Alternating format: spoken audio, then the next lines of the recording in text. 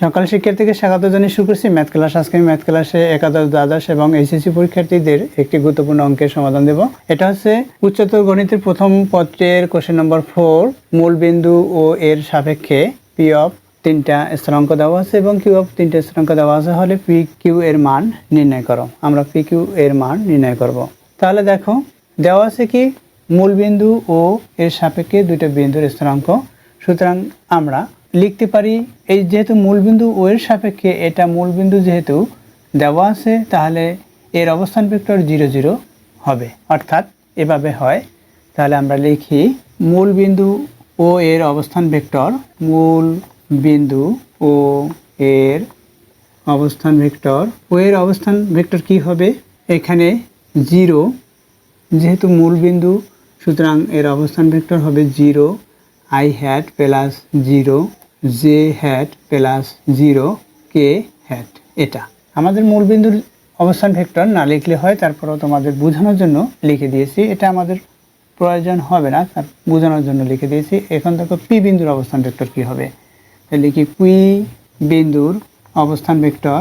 এখানে দেখো 2 -1 7, সুতরাং 2 i hat, এরপর হচ্ছে মাইনাস যেহেতু সুতরাং -1 না লিখলে হয়, আবার 1 লিখে দেওয়া যায়, -1 j hat plus 7 k hat। এখানে -1 না লিখলে হয়, শুধুমাত্র এখানে -j hat লিখলেই হবে। পি বিন্দুর অবস্থান ভেক্টর লিখছি।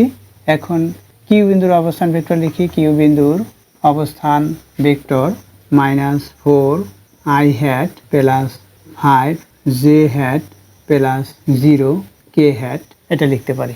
এখন দেখো আমাদের পি কিউ এর মান নির্ণয় করতে বলেছে। পি কিউর মান প্রথমে আমরা ভিতরের পি কিউ এটা লিখে দেখাই। পি কিউ ভেক্টর ইকুয়াল কি হবে, এখানে পি এবং কিউ দেখো পি বিন্দুর ভেক্টর আছে এটা, কিউ বিন্দুর ভেক্টর আছে এটা, তাহলে কিউ বিন্দু থেকে পি বিন্দুর ভেক্টর মাইনাস হবে, অর্থাৎ এটা যেহেতু এটা হচ্ছে আদি বিন্দু, এটা হচ্ছে প্রান্ত বিন্দু, তাহলে প্রান্ত বিন্দু থেকে আদি বিন্দু মাইনাস হয়, অর্থাৎ এভাবে হয়। দেখো এখানে দেখিয়ে দেই, এখানে কি কিউ বিন্দু থেকে পি বিন্দু মাইনাস, অর্থাৎ -4 i hat plus 5 plus 5 j hat।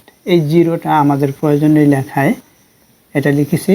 এরপর আছে মাইনাস পি বিন্দুর অবস্থান ভেক্টর। পি বিন্দুর অবস্থান হচ্ছে 2 i hat -1 না লিখলে হবে, শুধুমাত্র জে লিখি j hat, এরপর হচ্ছে প্লাস 7 k hat। এটা ইকুয়াল দেই। দেখো এখানে প্লাস সাইন দ্বারা এখানে গুণ দিলে এটাই হবে, অর্থাৎ সাইনের কোনো পরিবর্তন হবে না, হবে 4 i hat plus 5 j hat, minus sine দ্বারা গুণ করি সাইন পরিবর্তন হবে, এই মাইনাস এখানে plus plus minus 2 i hat মাইনাসে প্লাস, এই মাইনাসের সাথে গুণ করলে প্লাস হয়, প্লাস কি হবে j hat, এই মাইনাস এখানে প্লাস প্লাস -7 k hat। এখন এখানে কি হয় সেটা আমরা হিসাব করি। দেখো এখানে -4 i, এখানে 2, অর্থাৎ মাইনাস, আমরা এই সাংখ্যিক সহগ প্লাস করব, -4 -2 অর্থাৎ -6 i hat, একক ভেক্টর এখানে i hat। এখানে যে কি যে এখানে দেখো প্লাস সাইন, এখানেও প্লাস সাইন, সুতরাং প্লাস দিতে হবে। 5 এর সাথে এখানে 1 আছে সাংখ্যিক সহগ, অর্থাৎ 6 j hat। এখন কে আছে শুধুমাত্র এখানে মাইনাস k hat, এখানে আর কে নেই, শুধুমাত্র একটিই আছে 7 k hat এখানে দেওয়া আছে, অর্থাৎ 7 k hat লিখলাম। এখন এর মান নির্ণয় করব। অতএব পি কিউ ভেক্টর এর মান ইকুয়াল, এখানে সংক্ষিপ্তভাবেই আমরা করতে পারি, আমরা এটা আবার দেখাতেও পারি মডুলাস চিহ্ন দিয়ে, যেভাবে আছে সেভাবেও দেখাতে পারি, না লিখলেও হবে। এখানে সাংখ্যিক সহগ হচ্ছে -6, এটাকে ব্র্যাকেট দিয়ে স্কয়ার দেব, এরপর সূত্রের প্লাস, এরপর হচ্ছে এটা প্লাস 6 প্লাস না দিলেও হবে, এরপর হচ্ছে এখানে সূত্রের প্লাস, এখানে -7 সাংখ্যিক সহগ -7কে স্কয়ার দেই। এখানে কি হবে সেটা হিসাব করি, মাইনাসকে স্কয়ার অর্থাৎ মাইনাস ইন্টু মাইনাস অর্থাৎ প্লাস হবে, 6কে স্কয়ার 6 ইন্টু 6 36 হবে, এখানেও তদ্রূপ প্লাস 36, এখানে কি হবে এখানে প্লাস হবে, মাইনাসকে স্কয়ার দিলে প্লাস হয়, সেই প্লাসের সাথে এই প্লাস গুণ হলে প্লাসই হয়, এটা তো আমরা অবশ্যই জানো। এখানে 49 হলো। এখন এটার বর্গমূল আছে, বর্গমূল দেই। দেখো এখানে আমরা সমষ্টি নির্ণয় করব, কত হয় হিসাব করি। অর্থাৎ 9 এর সাথে 6 প্লাস করলে 15, 15 এর সাথে 6 প্লাস করি 21, 21 লিখি, 21 এর 1 লিখলাম।